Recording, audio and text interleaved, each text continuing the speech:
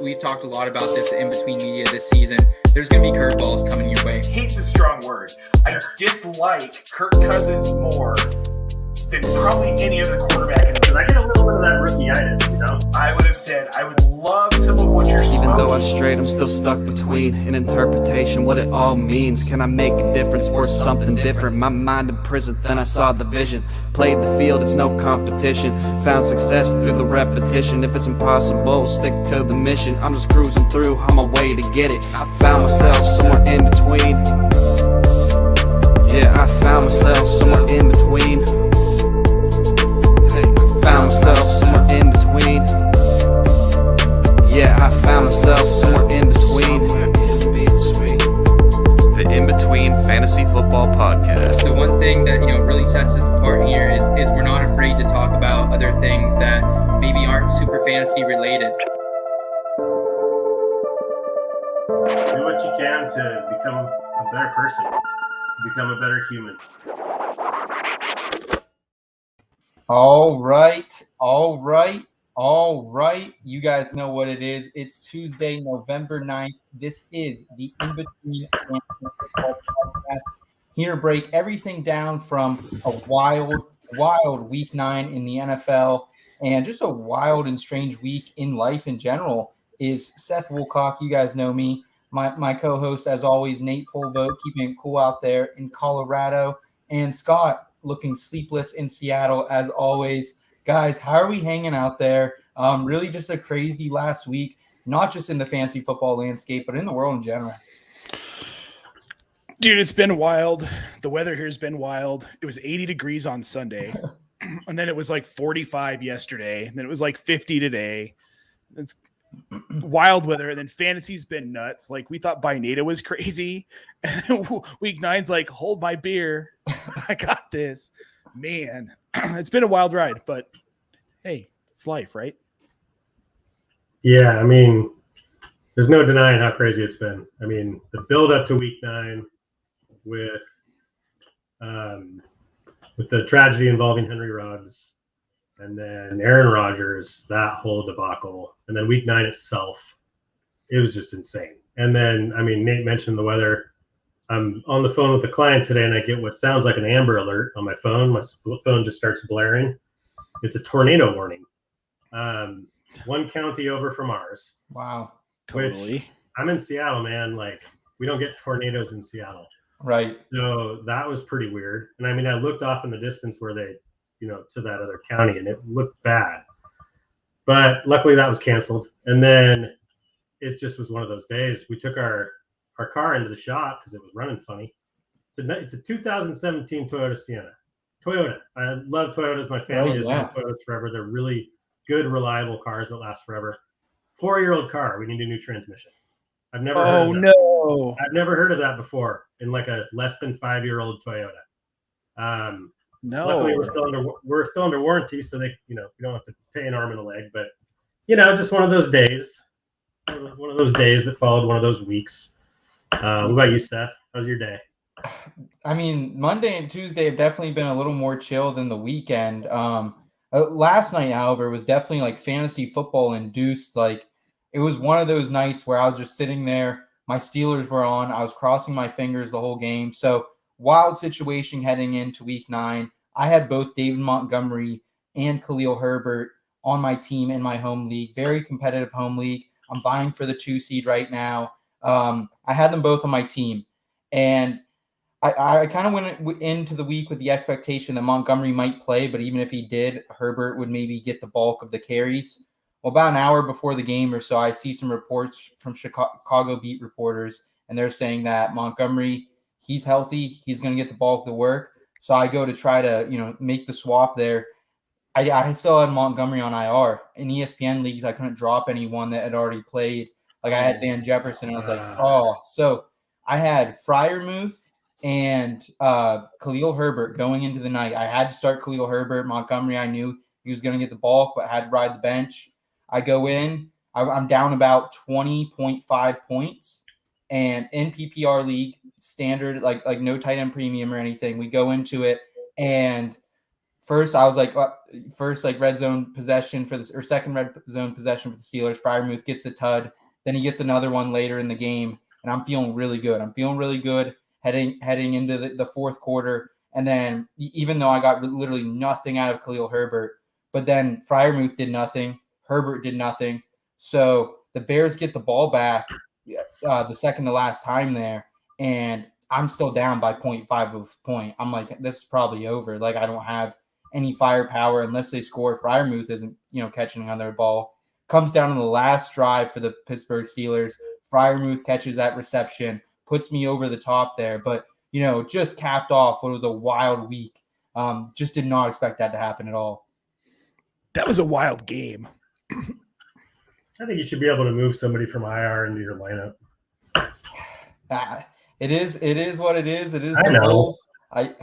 But I definitely did burn myself. I was thinking that it might be like Sleeper where you can do that if necessary. But ESPN, good old ESPN got me there. We got the W though, guys. We move forward here into week 10.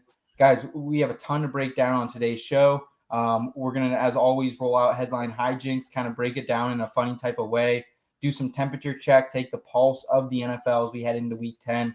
We got some sure things, sleepers of the week for you as well. And we're going to round it out some weekly advice. I want to touch on the Astroworld event and kind of just proper protocol when going to a concert or seeing live music. So we're going to do this all. If you guys want to check out the replay version, make sure you head over to our iTunes, Spotify, wherever you guys are getting your podcast. You can subscribe to us over there. Also subscribe to us on YouTube if you are so kind. And guys, if you want to ask any questions tonight, interact with us hosts tonight, head over to our YouTube channel. We can actually fire up those contents or those comments for you on screen. Guys, let's go ahead and get into it with Headline Hijinks tonight. Headline Hijinks is once again presented by Monkey Knife Fight, our newest sponsor here at In Between Media. And guys, one of the reasons I love Monkey Knife Fight so much is because it really is daily fantasy sports for the average citizen, the common guy. Guys like me, Nate, Scott, who, we're watching a lot of games. We're watching all the games, but we are not DFS sharks. So, home of the famous more or less games, Monkey Knife Fight. They have not just football games. They also have NASCAR. They have golf. They have UFC, a ton of sports, and a lot of which we cover actually right here at In Between Media. In the mornings, on Sunday, we actually have a DFS tailgate show as well with Connor Coughlin and Bo McBigtime, and they're here every week. And I know Connor hit a couple parlays this weekend again, more money in his pocket, so more money you guys can hit in your pockets as well. If you guys want to sign up for Monkey Knife Fight, head over to Monkey Knife Fight, use the promo code IBT. I think we can get that on the screen one more time. That's promo code IBT at monkeyknifefight.com. And they're going to match up to a $100 deposit, and they're also going to give you a free game with that as well. All right, enough said, guys. Check it out, Monkey Knife Fight. You've seen it long enough. And let's just go ahead and head into Headline Hijinks.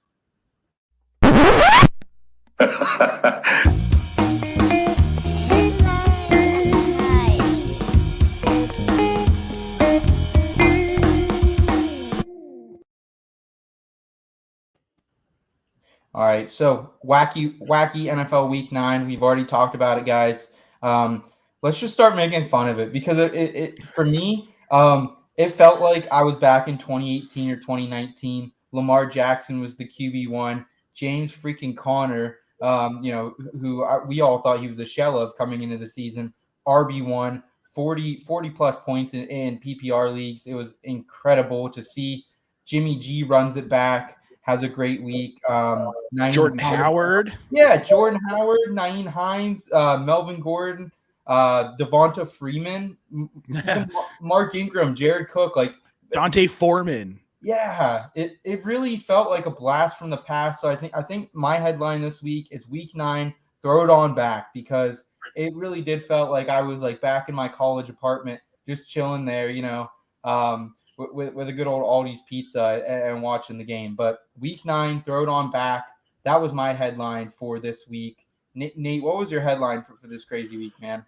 So my headline for this week is Friday the 13th on Sunday the 7th. A weird NFL season gets even weirder in Week 9. And guys, We had a 9-6 Jacksonville Jaguars victory in a field goal shootout. Yeah. We had the Broncos essentially shut out the Cowboys not essentially, they shut the Cowboys out for 3 quarters. Yeah. Matthew Stafford at one point had negative 10 points for me in one league in the first half of that game. And then they got handled by Tennessee. Jordan Howard scoring touchdowns again. The Eagles took the Chargers down to the final seconds of the game. Yeah. Somebody needs to unplug the NFL, like let it set for like 30 seconds and then just plug that back in and let's see what happens, because wow. Yeah, I've heard when you do that, when you unplug stuff to let the power drain out, you have to unplug everything. You have to unplug from the wall. You have to unplug from your little power bar, and then unplug. You have to do a lot. So I mean, if the NFL is going to do that, I just want to make sure they do all the steps. Scott, they should have you do it for them. I'll do it. I don't trust Roger Goodell to do it right. I don't think anybody knows where that guy is. I think he's hiding, especially after that game last night. Well, speaking of that game last night, my headline hijinks is if it's broke, fix it. Typically it's if it ain't broke, don't try and fix it. But in this case, if it's broke, fix it. And I'm specifically talking about the taunting rule in the NFL. It's just, it comes up every week, but last night it was on display, Monday Night Football, only game. Whatever about like who would have won, all that kind of stuff. That's not what I'm talking more just about in general, the impact it's having. And I see a lot of the kind of dialogue about it is, people that aren't as pissed off about it are saying, hey, it's a rule, follow the rules. Hey, they knew it was a rule, follow the rules. Like it's that simple. I don't know if those people have ever played competitive sports, but it is, not flinching before the ball snapped. Yeah, that's a rule. You got to train yourself not to break it.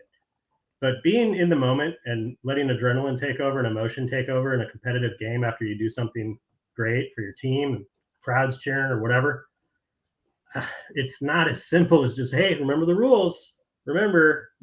And specifically this rule, I just don't really understand the motivation behind it. I don't really, I'm the first to say, like, when every single receiver catches a ball, no matter how far they are down the field, and they get up and drop it into the first down every single time, yeah, that gets a little annoying, but it shouldn't be a penalty.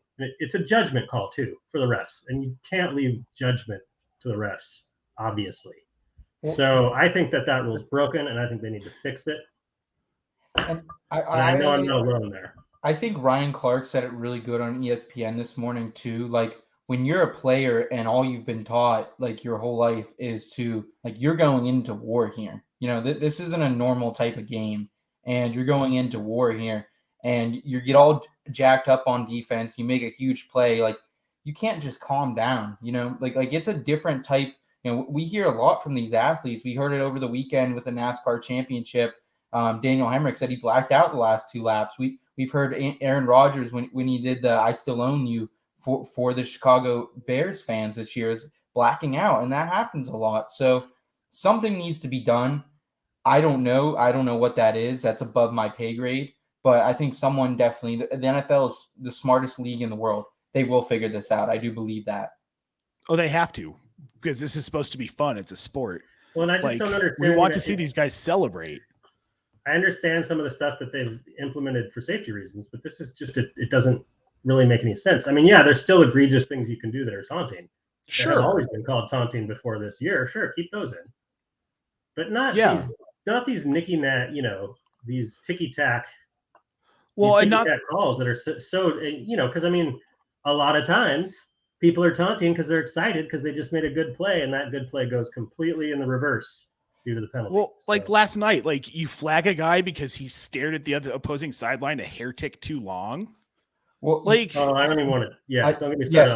Yes, I just do want to provide a little bit of context for our listeners or our viewers who might not have seen the play. But basically, it was a 4th down play. Chicago was going to get the ball back with a chance to win the game, and the punt went off, and the the one guy for, I don't even know his name. Is he just a special teams player for the Bears? Cassius Marsh. Cassius Marsh. Yeah, Yes. former Seahawk, Patriot. Yeah. Yeah, so he's just staring down at the Pittsburgh sideline a little bit. Maybe looked at the punter the wrong way or something, and then got the taunting foul. Steelers got to continue moving the ball up the field, and really that was the decisive part in that game. Yeah, I think they kicked a field goal to go up by 6 instead of just up 3, I believe. Yep. Yeah, it was a 3-point swing in the game on a penalty that shouldn't have been called.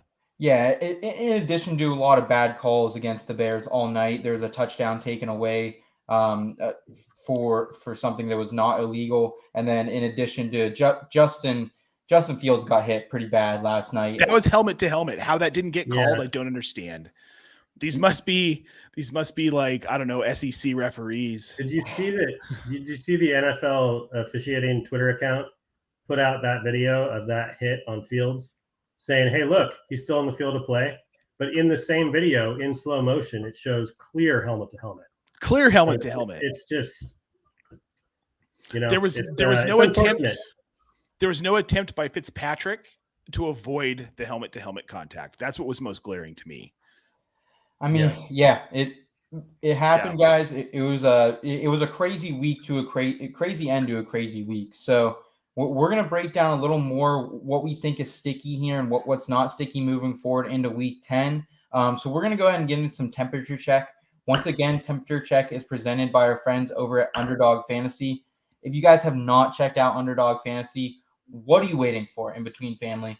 Because I mean, this is just another opportunity for you to put some green back into your wallet. And Underdog Fantasy is a platform, I would say, Nate, that it makes me, again, another average DFS player, another average prop bet picker, that it makes me feel really good. It makes me feel smart at the end of the day.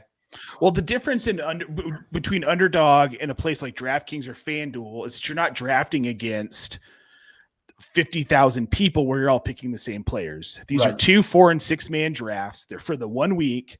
You're all picking out of the same pool of players. There are no repeats. It's far less intimidating. It's a very user-friendly platform. And I mean, really, like, they're so customizable, and they've got prop picks you can do, and where you stack 5, you can win 20 times your money.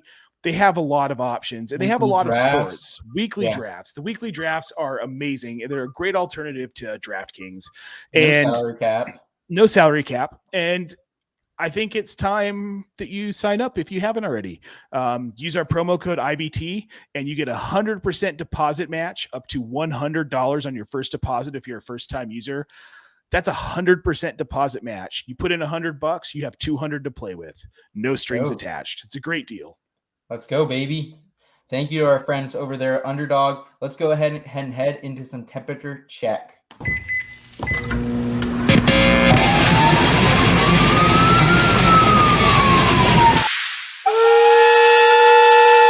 Temperature check. That's really spicy. Holy shit. All right.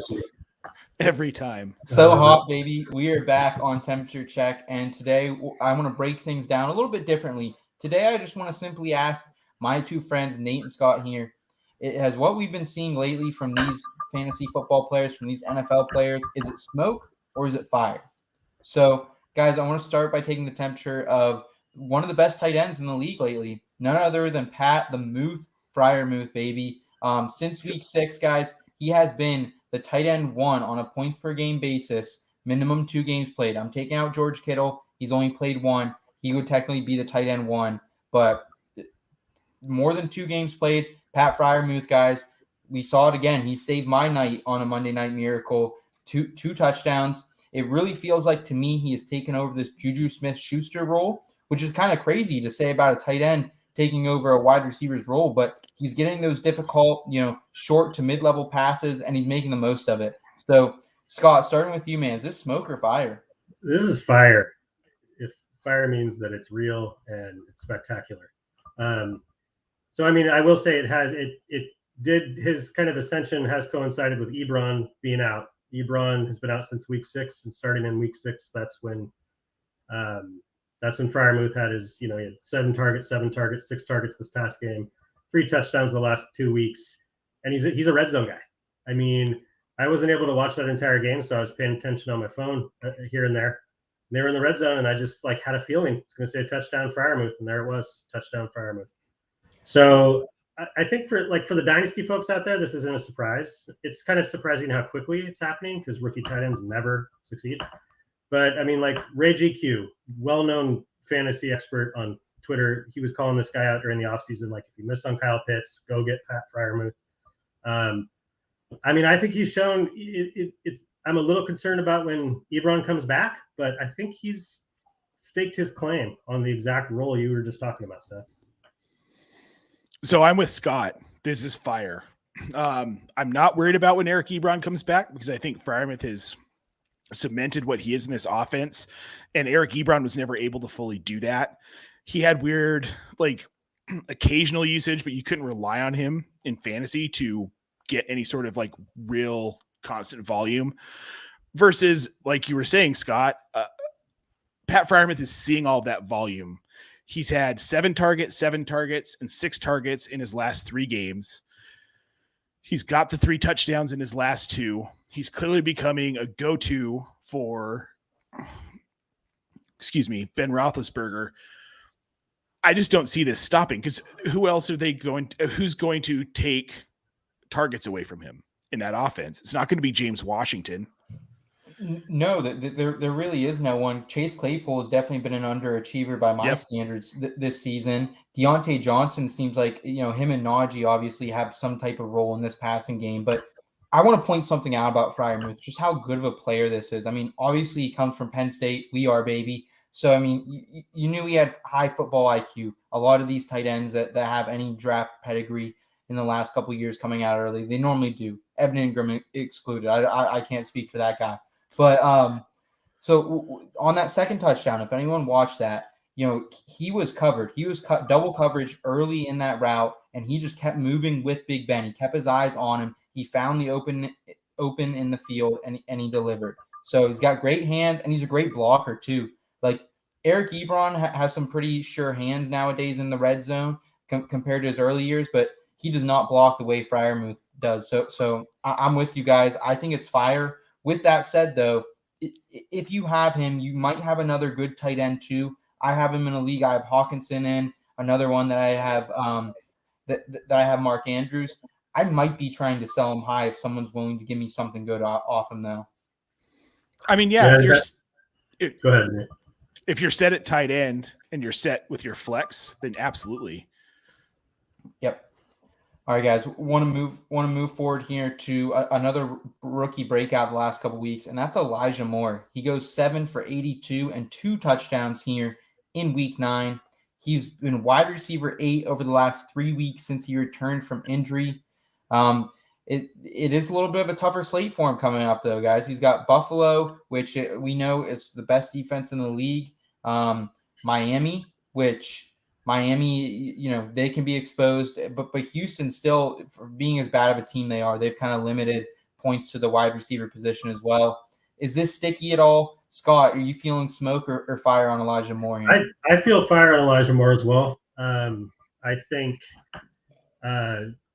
somewhat similar to another gentleman I'll talk about later in our sleeper section, but he's a rookie, highly touted, talented rookie, a lot of hype coming into the season, and then had to deal with some injuries. And that injury in your rookie season, early in the season, can, for most rookies, that first season's a wash. You're not really ever going to do anything that season because you didn't have the time to build that camaraderie and learn the system and all that kind of stuff. But Elijah Moore has shown, didn't take him long. It's not taking him a very good quarterback to get done what he's got done. I was listening to the late round podcast today, JJ Zacharyson, and he brought up a good point that a lot of concern with Elijah Moore once he came was Jameson Crowder, and that Moore was a slot guy, and that's Jameson Crowder's world. But this past week, his big day, his big breakout day, he was on the outside more than he was in the slot, which is a really good sign for him to continue to get that kind of volume that he got. So I believe in that talent. He's a guy that in one of my redraft leagues, I was this close to just picking him up last week. I had a second quarterback that I used as a fill-in, didn't need him. I was like, just throw somebody on the end of my bench, and just didn't for whatever reason. Right. And now I'm kicking myself. So I think it's fire. I mean, he does have a little bit of a slate coming up. I mean, Miami, that's a great matchup, but the other two aren't great. And he plays for the Jets, but with what you got out there available, once you come around to week 9, I mean, if he's available, I'm picking him up for sure. So I want to begin this rebuttal by saying I am a little bit biased. I have never been a huge Elijah Moore fan. I actually got attacked on Twitter by a Jets fan right after the NFL draft. I didn't have him in my initial wide receiver redraft rankings for a good reason. Obviously, as we've seen now, it's taken 9 weeks for him to have any sort of a breakout. But I am a little worried that maybe this is just a little more smoke. We don't know what Zach Wilson's going to be when he comes back. He doesn't seem to want to take the easier throws. And Corey Davis has been out too during this breakout too. So I worry about that. I think Corey Davis is going to, command some sort of target share when he comes back. Nate, do you want to split the difference here? Where are you on Elijah Moore? So because we know Zach Wilson is coming back, I'm going to say smoke for now. If we were talking dynasty, I'm saying fire. You want to hold this guy because the situation's going to get better and Zach Wilson's going to get better. But this year ain't it for Zach Wilson. He's one of those guys who needed to sit behind a veteran for a season or two. I truly believe that to be effective.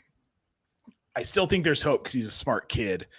But anyone in this offense, I have a hard time rest of season redraft outside of Michael Carter and maybe Ty Johnson. I just don't see the volume continuing for him once Zach Wilson's back. That said, I've been wrong about a lot of things in my life. This could very well be one of them. And his usage prior, even when he came back healthy and it was Zach Wilson, it still wasn't great. Yeah, I need to see it from Elijah Moore. I just think there's going to be people willing to burn that number 1 claim or use more fab than I personally am. But for all means, if he's hanging out there tomorrow morning, Wednesday morning, and you can grab him, he's a great flyer. You know what I mean? At the end of the day. Yeah. Oh, 100%. I mean, he's a guy I'll absolutely take a flyer on. Yeah. Rest of season. Just not willing to spend up personally, but maybe Scott will be that guy. So we'll see what happens here, guys. Let's move forward with a guy that Nate has been hot on since all of last year, Darnell Mooney. Darnell Mooney, he comes out 20.6 PPR points here in week 9. I've really enjoyed watching Darnell Mooney, even though it's come at the expense of Allen Robinson so far this season. 2 touchdowns for him. He's been wide receiver 33, 5 good games, 4 bad games for Darnell Mooney. So it's been a little bit of hot and cold with him. But he does lead Chicago in all receiving stats right now. So he does seem like he is, the number 1, at least in Justin Fields' eyes. Nate, I want to start with you, man, because I'm sure you're going fire on this one. Am I right? Oh, it's fire. If you'd asked me 3 weeks ago, I probably wouldn't have said that. But we're starting to see Fields get comfortable in this offense. It's like that week away from Nagy, allowed him to work in his own head and figure some things out in practice and in a game situation, to where he came into this game against Pittsburgh and he was more confident. He was more comfortable with his receivers. He had David Montgomery back. And it was everything almost is starting to connect for Fields, which is huge for Darnell Mooney's value the rest of the season in redraft, because you need that, because you need the volume to continue, but you need it to be consistent, accurate passes that Mooney can catch. And we're starting to finally see that from Fields. He's making the throws. He's getting out into space and he's finding his receivers. That throw to Allen Robinson last night was beautiful on the sideline. And it was in a tough situation for Fields. It wasn't under no pressure. Darnell Mooney is going to be his number 1 target the rest of the season. Nate, Scott, where are you at on this, man? Sorry, I was distracted by the smoke? I'm all fire on Mooney. Mooney's my new favorite player in the NFL. No, if you saw last night, I was using our good friend GMNJ's recent picture that's going around Twitter to talk about how I realized I needed points from Mooney to win a matchup. So I got to sit there and watch that. And then a bunch of people joined in the thread that also needed Mooney. And it turned into this really fun kind of little watch party for Mooney. And everybody won because of Mooney. So, but I've been on Mooney all season. I think he's he's a really talented pass catcher. And I mean, I always knew, I mean, it's such a tough thing in fantasy because we love Justin Fields. He gets drafted. We love it. He struggles. We get impatient because that's the nature of fantasy football. Certainly. He's a rookie. But what I saw from him in that game gave me a lot of hope for the rest of this season because that was a tough matchup. Hostile conditions, kind of behind the eight ball with some of the calls, and still drove them down the field to take the lead with that throw to Robinson. I mean, he had the second most yards against Pittsburgh this year, the whole season Fields did. So with Fields comes Mooney, in my opinion. I've always thought if Fields takes off, Mooney's going to be right there with him. So this is all fire for me. Mooney's all fire. So I just want to assess this a little bit in some actionable terms here. Are you guys still kind of on the fence that Allen Robinson probably, like, he obviously can't be started moving forward, Allen Robinson, maybe not even on fantasy rosters. Are we still kind of in that range for A-Rob? A-Rob, there's in redraft, the dropping has started with A-Rob. People have dropped him. Other people have suggested to drop him. I still haven't dropped him from any of my teams, and I'm probably not gonna unless I'm absolutely desperate. By no means am I starting him. But I've had the same feeling with him too. It's like the passing game has been atrocious all year. Yeah. I mean, yes, Allen Robinson's numbers are way down, and it's super disappointing. But if you just look at the total amount of passes per game for the Bears up until the last few weeks, it was ridiculously low. Yeah, I think so. It's the whole team. So I'm not dropping him yet if I can hold him. Nate, are you still holding A-Rob? He's averaging just around 3 or 4 targets a game.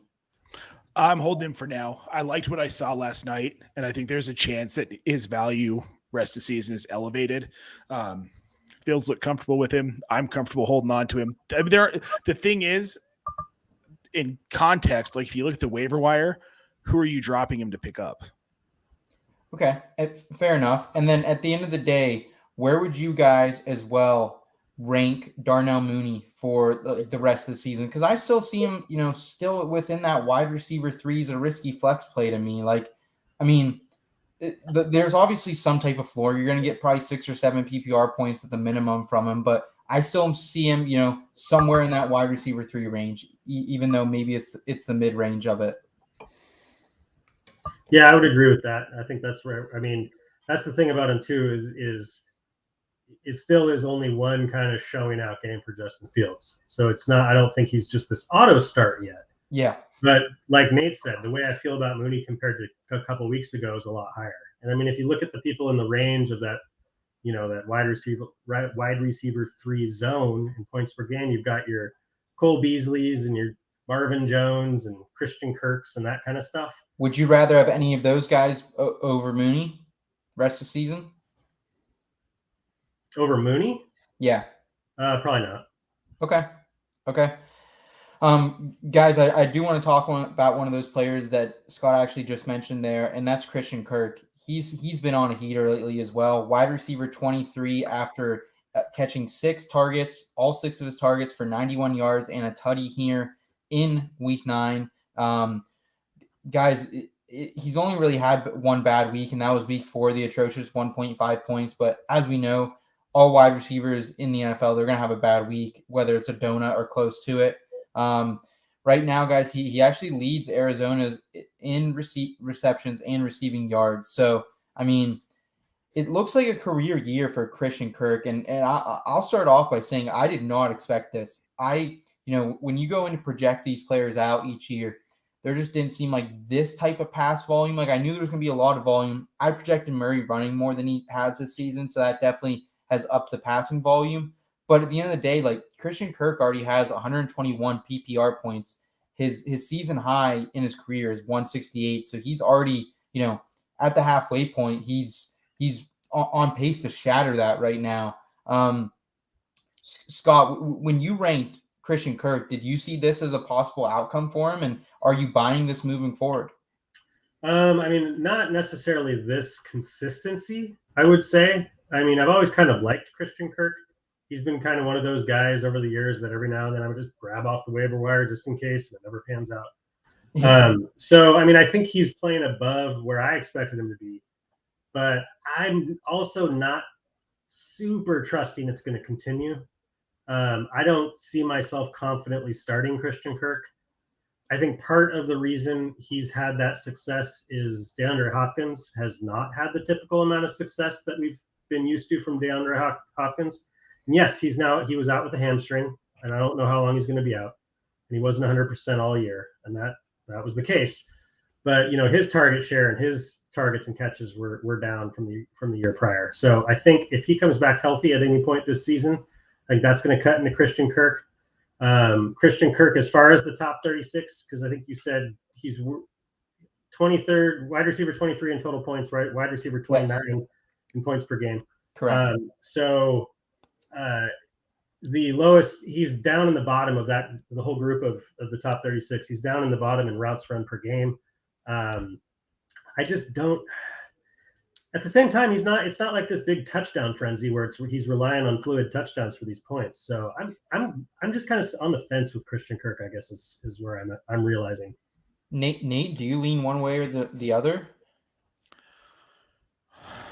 I did until Scott, dang it, coming in here with your reason.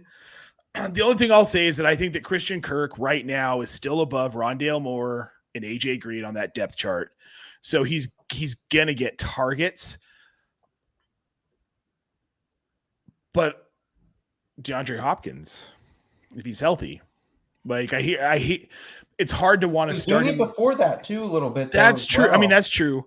And he's had some big weeks. I mean, honestly, in the situations I'm in most leagues, I'm starting him every week because my wide receiver core is so depleted. I don't have a choice. And then you throw in buys and it's like, well, just kill me now. Like, come on. Like, what am I supposed to do here? But I mean, I'm going to say smoke because I think it does continue. I think his relevance as a high-end wide receiver 2, back-end wide receiver 3, or high-end wide receiver 3, back-end wide receiver 2 continues. Yeah, I think I'm there with you guys. I mean, he's a high-end flex play for me. Yep. I think moving forward. I mean, boom weeks, you're going to get the boom weeks. He has a little bit of a floor at least this year, but I guess we'll see how it continues.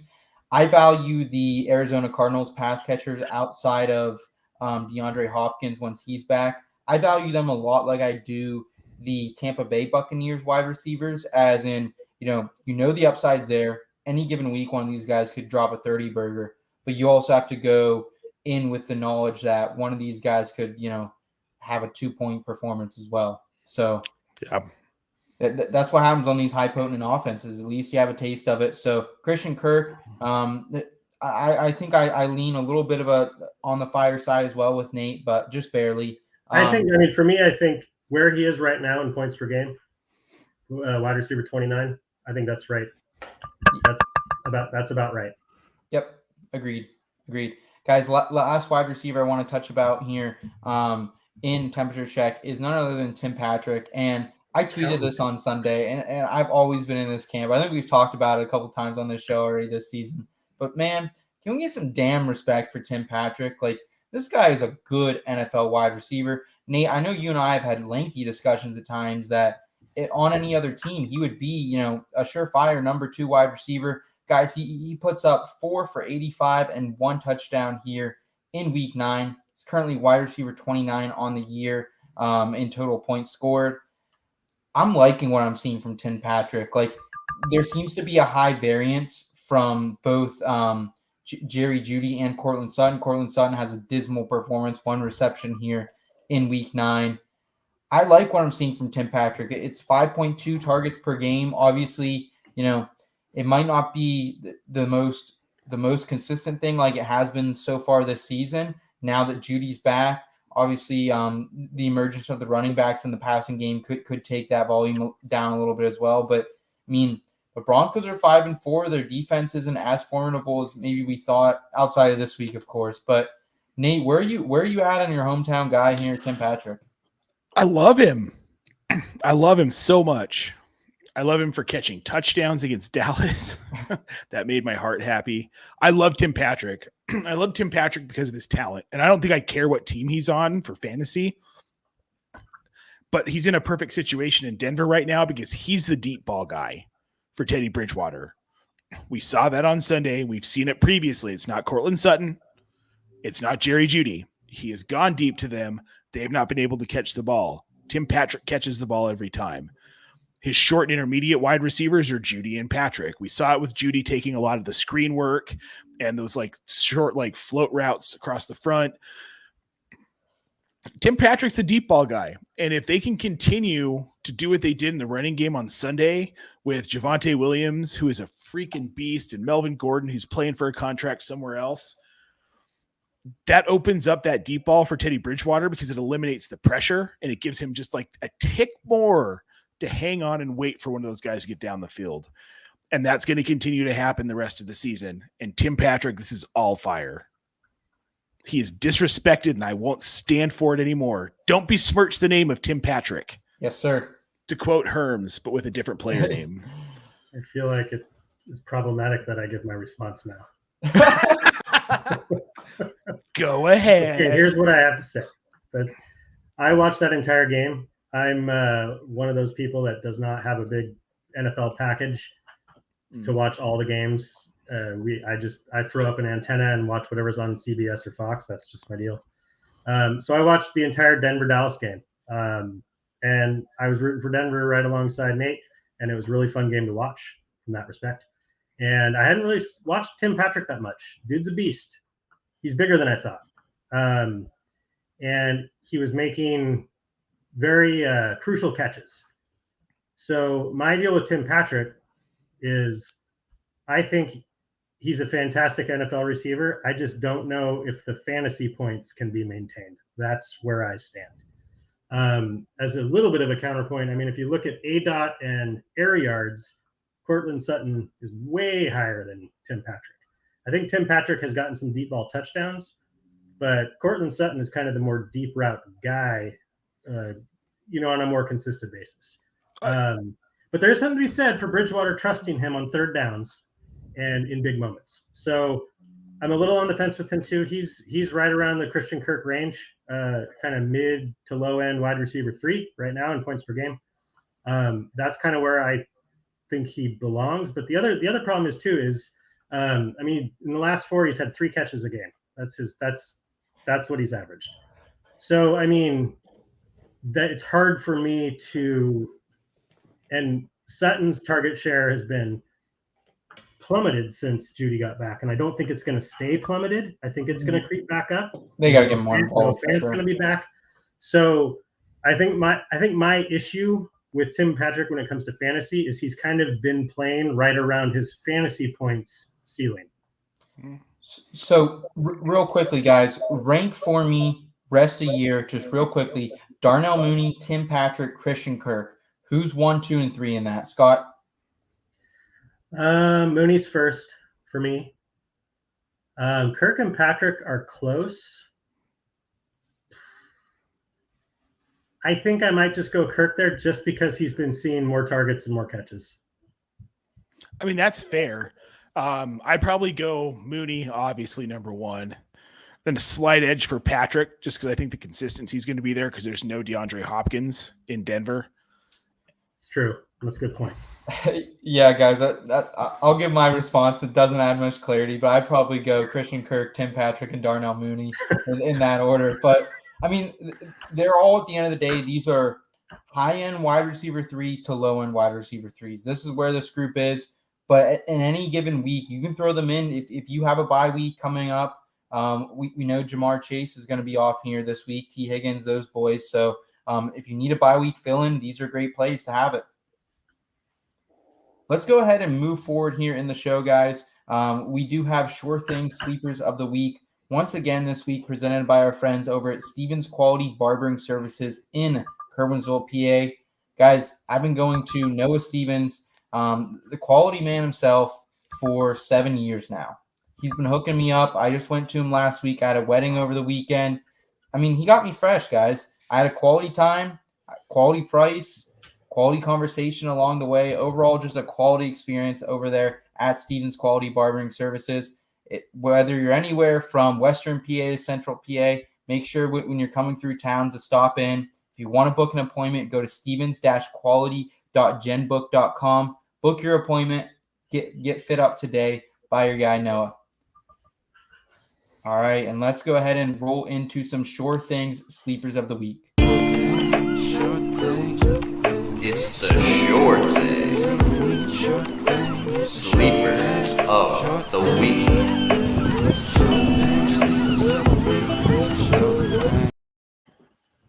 All right, we're back on the shore, guys. We're gonna cancel out all the cold weather we've been experiencing lately. But let's sit beachside a little bit. Crack your Corona, crack your water, whatever you guys are drinking tonight. Nate, why don't you start us off, man? Who's your sure thing sleeper of the week? It's week 10, man. We've done quite a few of these so far this season. So mine is Darius Johnson, but it's with a caveat. Nick Chubb has to not play on Sunday, and it's sounding like he probably more than likely isn't going to play. So I love Darius Johnson in this matchup. They've got New England, who's been decent against the run, but not great. Better against the pass than the run. And when Darius Johnson has had all the volume, he just had, 22 carries for 146 yards and a touchdown. So, no big deal. This simply is if he's the RB1, because Demetric Felton also tested positive for COVID and is in the same protocol as Nick Chubb, and they've been using him in the backfield intermittently with Hunt out as well. If he has 100% of the volume in that backfield, he's going to have another 22 carries for 146 yards and a touchdown. Because that's the way the Cleveland offense works. They need that bell cow running back to take the pressure off of Baker so it can open up the passing game. Because without that, Baker can't operate. So it's a great week to fire him up. The matchup is good. They're going to lean on him. We know the talent's there. And if you have Nick Chubb, you might already have Darius Johnson, and you should probably start him. Yeah, I love that call. Obviously, because you stole it from yes, me. I did. Like seconds I was just before. about to type it into the show sheet, and then I see Darius Johnson. I was like, followed by sorry, Scott. I know. And then I put my sleeper in, and I said, that's okay, Nate. No, I think it's a great play. I think the matchup is good. New England in the last 5 is 21st to running backs and fantasy points allowed, so they've been going in the wrong direction in that department. He shocked the world with his performance that start a few games ago. I mean, that was house money for the people that threw him out there that week. I was desperate in the league and threw him out, and yeah, that was some good stuff. So, and it was my boy T-Strack on Twitter, Best Ball UK. He was the one who tweeted out today. Nobody that's tested positive so far this season, when Nick Chubb did, has played on Sunday. Not to say he won't, but I'd say the likelihood of him playing is pretty slim. It is. So if you didn't, I still have Darius Johnson on a few teams because I kind of forgot. I'll admit it. It's not that I was like, oh, I'm keeping him in case something happens. I forgot, so now I'm lucky. But I hope you still have him. If not, he'll probably be one of the top waiver ads once again. 2 doses of Darius Johnson this year. It's funny. So you forgetting you had him on a roster. I had him on a dynasty roster from last season, but he was so buried I forgot I had him. And then the week that he went off, I was like, oh, crap. I need a running back. And I went through, I was like, oh, I have Darius Johnson. That's cool. And I started him like, at least I'm going to get a couple points. Yep. Good call, Nate. Darius Johnson against the Patriots, guys. You heard it from Nate. He's firing him up. Sure thing, sleeper of the week here for week 10. Scott, double-digit week, man. A lot of pressure on you. Who are you delivering here for your sure thing? So, again, this guy is a well-known commodity in dynasty circles, but in redraft, not so much yet. And that's Baltimore Ravens' Rashad Bateman, another rookie wide receiver. I think with Rashad Bateman, I was very high on him at the start of the season, and then unfortunately he also, got injured just like Elijah Moore did.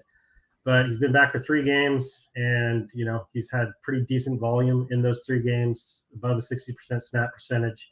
I realize Sammy Watkins is out, but he has been involved right away. And and he's made some pretty impressive athletic catches. And the thing about the Ravens is, the whole knock on him going there on draft day. was that they don't throw it. They just run it, they run it, they run it. And if you look at their run to pass ratio, it's pretty much like most seasons. It's near 50-50. However, the amount of plays they're running per game, partly because their defense isn't very good, is up in the top 4 with your Tampa Bays and your Buffaloes and your Dallases. So they're running more plays. So yes, they're still running a lot of running plays, but they are also running more pass plays.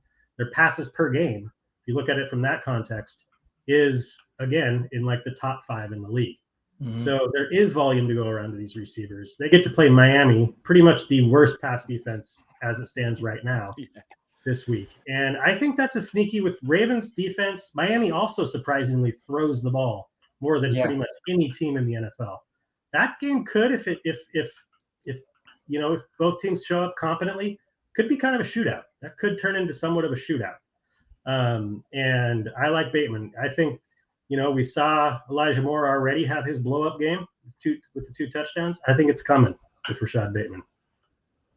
Taking a shot on Thursday night is Scott with Rashad Bateman as his sure thing for Week 10. Guys, I'm going to stay in the same game for my sure thing heading into Week 10. I'm going to go with the running back here, Devonta Freeman. And I never thought I would be saying this, guys. Like, this is just a testament to what we are living here in the 2021 season. But, I mean, Devonta Freeman's been super formidable here the last couple of weeks, guys. He's had 3 straight games of double-digit fantasy points.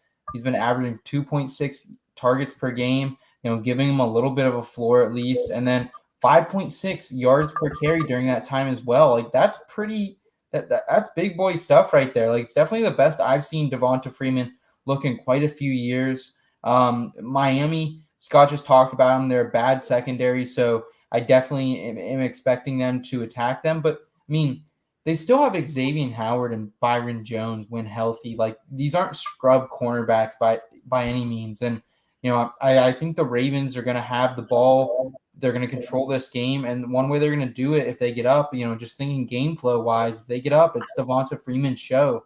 I'm not expecting Latavius Murray back on this. I'm not a medical doctor, so I don't know. But, it is a short week coming back here. So if Devonta Freeman, even if Murray comes back, I think I'm still playing him here in the first game. But I see Devonta Freeman as a low-end RB2, high-end RB3 flex option for us here. I really like it, guys. Miami, they're super middle of the road against opposing running backs. However, they give up over a touchdown per game, 4.3 yards per carry. So they are vulnerable pretty much any way you look at it. So it's a risky one, but I'm willing to risk it here. I got some running backs on buys. The Bears are on buy. So I mean, I'm firing up Devonta Freeman once again here in Week 10. I don't think it's as risky as you think it is. I think it's a good call. I think it's a good call too. I will say one of the weirdest things about this season was going from young, promising stud J.K. Dobbins to a backfield that has Devonta Freeman, Latavius Murray, and Le'Veon Bell in it. And Le'Veon Bell wearing number 8. That throws me off. Or it was something like that. I think it's 17. It is 17. It's Adrian Peterson wore number 8. Yeah. And it's just like, just go back to the old numbers, man. Please. I love it. I love it. If it ain't broke, don't try and fix it. I did not like the number change at first, but like I think some of these, like I've loved Chase Edmonds' new number. I think DJ Moore and Sterling Shepard's new number looks sweet. Like I'm fine with that. I'm fine with receivers, quarterbacks, whatever. It's the running backs all being single digit that just starts to. Yeah. But I'm a get off my lawn. Generation X. We're old, Scott. We're old. I know. Guys, you heard it here from us. Nate's going Darius Johnson this week. Scott, he's going Rashad Bateman in Thursday Night Football. And I'm staying in the same game, going Devonta Freeman. You guys can fire these guys up with some level of confidence here this week. We said it, so hopefully you are a little bit confident in us. Guys, let's go ahead and round out the show with some weekly advice.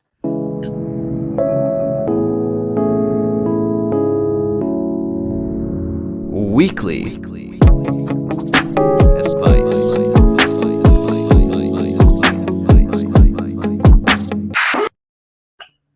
All right, so those new to the show, weekly advice is our way of bringing a little bit of real life into fantasy football and into our show.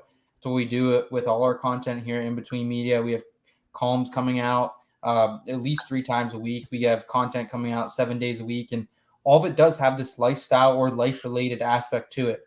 So, the one unfortunate thing about life sometimes, guys, is unfortunate things happen. Down in Houston this weekend at Astroworld was no different. And, it was a topic I didn't really want to touch on, but I felt obligated to. I know a lot of kids in my generation were there, ages anywhere from 14 to, older than me, 25, 26, who knows. But 8 people lost their lives at this event. And it was just kind of a badly planned event. I don't want to get into conspiracies of it, but Travis Scott obviously not stopping the show was kind of heartbreaking to see. But 8 people lost their lives. A lot more people were unconscious. Some are in comas still, fighting, the aftermath of this event. Music's a big part of my life. I listen to hours of music every day. Scott and Nate, I know you guys do as well. We touch on a lot of the music, whether it's in our columns, we talk about it. I actually have a column that features a playlist that we sometimes run in the off season as well. So music's a huge part of our lives, guys. I love live music. I love concerts.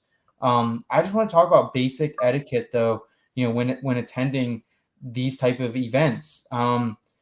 Nate, you're someone who, when you were growing up, you were kind of around the music scene at a very early age.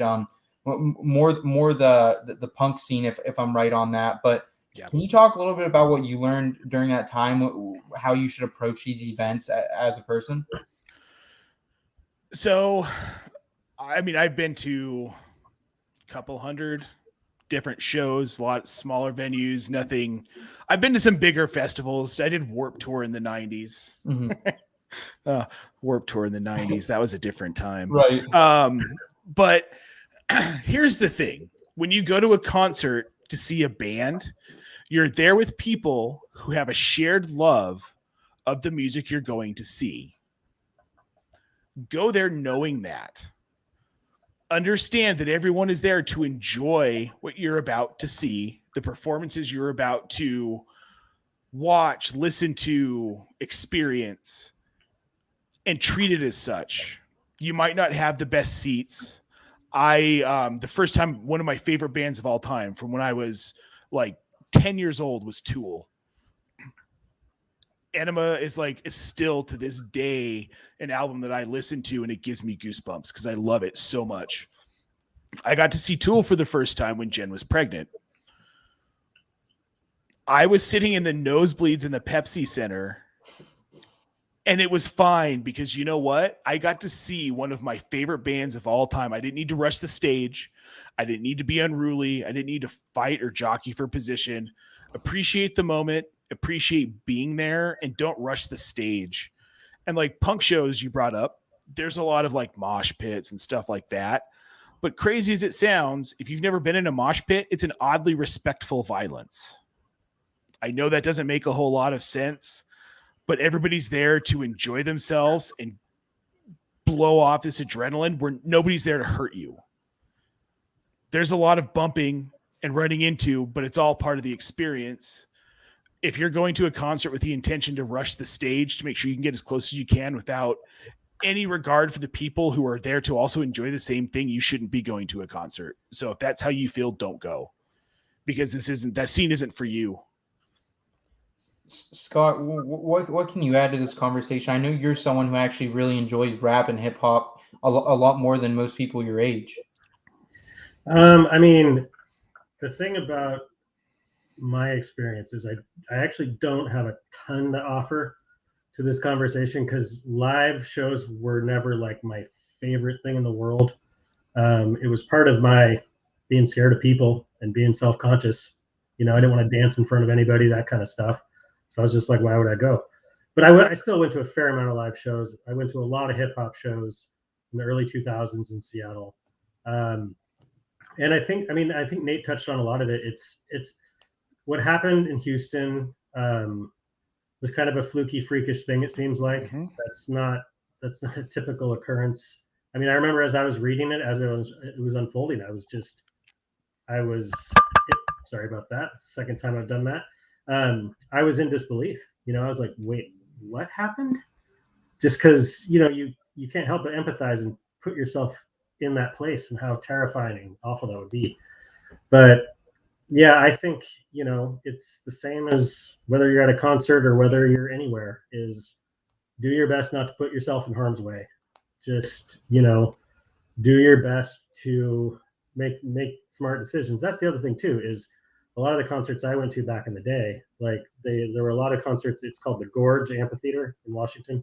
It's on the Columbia River. It's one of the most beautiful, probably not quite as beautiful as Red Rock, but it rivals that type of venue. Went to a lot of shows there, massive amount of people, pushed our way to the front. But, you know, when I used to go shows based on my personal way I ran my life, I was just as much in there to get inebriated and get, you know, kind of get shit-faced as I was to actually hear music. So I didn't make the best decisions anyway. So, I mean, that's another thing too, is, you know, it's, can say after going to a lot of shows, and I don't want to get on a soapbox, but after going to a lot of shows completely sober, I had more fun, to be honest, because I remembered everything. I actually got to feel and be present in the moment of the music. And I didn't get that invincible feeling like I could rush the stage and start mosh pitting with people. So it's a little scattered.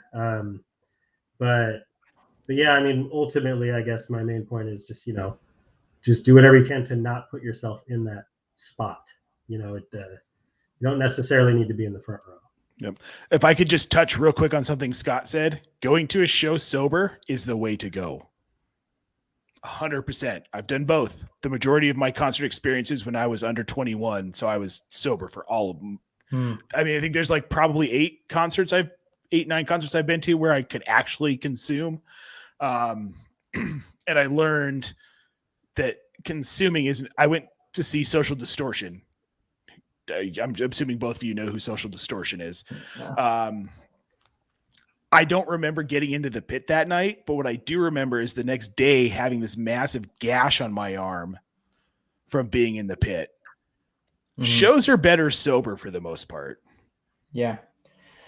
You guys, I definitely appreciate your insight on this, because it's something that's definitely kind of struck me is, you know, seeing a lot of people my generation, not just physically harmed from this situation, but just overall, you know, mentally scarred from this situation as well. If I could give any advice, it would be, if you go to a show, one, hydrate. You know, if you are going to be drinking, match every drink you have with a bottle of water. Make sure you have some water on you. Make sure you know where the exits are in case you do need to leave. And if you do see someone, you know, struggling, about to pass out or hurt in any way, let's help them. You know, I've heard a lot of great stories of people, not even EMTs though, but just people in the audience who were helping other people out of this event. So condolences to everyone who was involved in this tragedy. I hope we can learn from it as a generation, and just as a nation, and move forward. I hope everyone can heal from this, but I do appreciate your guys' insight on this. It definitely was a tough scene for a lot of kids my age. So thank you for that insight. Before we close out here, I did want to address one fantasy football question that we did get here from Trey on YouTube. Redraft full PPR, Nyheim Hines versus Jacksonville, or Antonio Gibson versus Tampa Bay. This is a really tough one because Antonio Gibson has struggled lately. We know Tampa Bay, they are a great run defense. With that said, Nyheim Hines is a risky play. I think Hines at this point might have a higher ceiling, which is crazy to say in week 10 of 2021. But that being said, I think Gibson still has the higher floor despite Tampa Bay's great rush defense. Yeah, I'm Gibson here without much thought, personally. He has been disappointing, and I don't know if the bye was enough for his stress fracture in his shin to fully heal, but it'll at least be better than it was. It's not getting any worse. That's kind of what they said about it. That's why he's able to play on it. So I think they come out of the bye, and I think he gets more work. And Tampa Bay last 5 is 17th versus running backs. So they also have been going – I mean, they're still a very ferocious defense, but they just aren't that – don't start your running back against Tampa Bay like they were at the start of the year. Yeah. And with Hines, I feel like this happens every time he pops and scores a touchdown. We chase the points. with Naeem Hines, because most games this year he's been unusable. Like, I have him in Scott Fishbowl, and I actually was like, oh crap, he's on my bench. And I realized, oh no, I had started him because I didn't have any other choice. I would have if I had any other choice. You know what I mean? And that was just a week ago. So I don't think this is some sort of sea change of new things to come. Jonathan Taylor is, I mean, he's basically the RB1 at this point. Woo! Yeah. He's the man. So man. I don't think Hines is necessarily a bad play, but I'm not going to play him over Gibson. Agreed. Nate? I'm going to play him over Gibson. I don't trust the injury. I don't trust how much Ron Rivera seems to like J.D. McKissick. And I hear you. JT is definitely the RB1 right now. The dude is a stud, and he's getting usage. But when Indy is up by 20 points against Jacksonville, Nyheim Hines is going to get more volume because they're going to sit JT, because why would you risk it when you're blowing out a crappy Jacksonville team? Yeah, that's what I thought about Devin Singletary this last week. That is a fair point. And I had that thought as I was saying it, but like, more than likely. You're right. No, you're right. That's tough. Just to give Trey a little bit of actionable advice here. I'm going to go ahead and split the difference. I'm going to go Antonio Gibson. Like Scott says, Tampa Bay's been a little less stout against the running back position. I think there's a safer floor. He did have the bye. The bye is huge for me, and the shin injury. I think he can get back right, hopefully, from it. So I'm gonna go with Antonio Gibson. But great question. Guys, we appreciate all the support on the show. If you enjoy lifestyle, life content, as well as fantasy sports content, we got you here at In Between Media. We got content coming out 7 days a week during the fantasy football season. A little bit of NASCAR shaking in with that, UFC, golf as well. So if you guys want to check us out, hit that subscribe button on YouTube. You can check out the audio version of the podcast as well on Wednesday nights. That always drops there. Appreciate you, Nate and Scott. Appreciate everything you guys do for us here in Between Media. Appreciate our audience members as always, and our back-end audio editor, Kyle Scott, as well. Gentlemen, any final thoughts on the evening? Well, I'm sorry. I was just looking at this question, and I wanted to hit this up real quick for our boy Trey, who we already hit up once. Emergency wide receiver in 2 weeks. T.Y. Hilton, Curtis Samuel. Rapid fire, go. Seth. I've seen T.Y. Hilton this year. He's looked decent when he's played. I guess if he's healthy, I don't know the matchups in 2 weeks. I guess that would determine it, but I'd probably rather roster T.Y. Hilton than Curtis Samuel at this point. I mean, that groin's been bothering him since early August, late July. Scott? Yeah, I think if I had to choose between those two, it's also T.Y. Hilton. It's hard to tell. I prefer a third option. I think there's better options out there. I mean, between you guys, though, I third T.Y. Hilton. Okay. Yeah. Trey, if you want to know more thoughts that we have of wide receivers you can grab off the waiver wire and play maybe in 2 weeks, hit us up in our DMs. We're always available to anyone who needs help. So, I'll answer guys, questions all night long, Trey. Absolutely. Scott, Nate, thank you so much. Scott, did you have any final thoughts for us? I'm curious as to what Week 10 has in store after what Week 9 was. I'm just, because part of me it's just like we make fun of it and it's bizarre and crazy, but it's not boring. That's for sure. It's not boring at all. Nope. So that part of it I do like. Gotcha. Well, guys, I appreciate it. We're going to be here back next week. Same place, same time, everyone. Take care and keep it in between till next time. The In Between Fantasy Football Podcast. The one thing that really sets us apart here is we're not afraid to talk about other things that maybe aren't super fantasy related. Do what you can to become